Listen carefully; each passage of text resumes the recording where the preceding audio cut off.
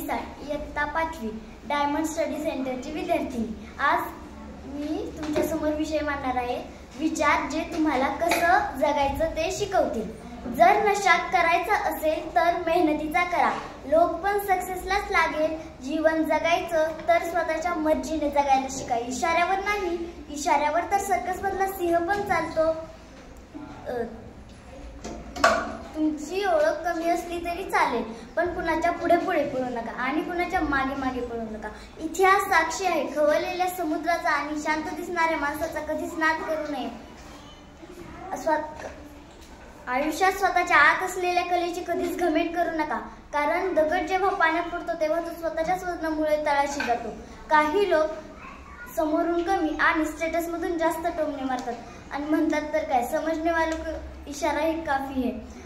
आयुष्यात प्रेमाने भेटलेली दोन माणसे व त्यासाठी लागणारे दोन गोड शब्द हे वैभव ज्याच्याकडे आहे तोच खरा श्रीमंत।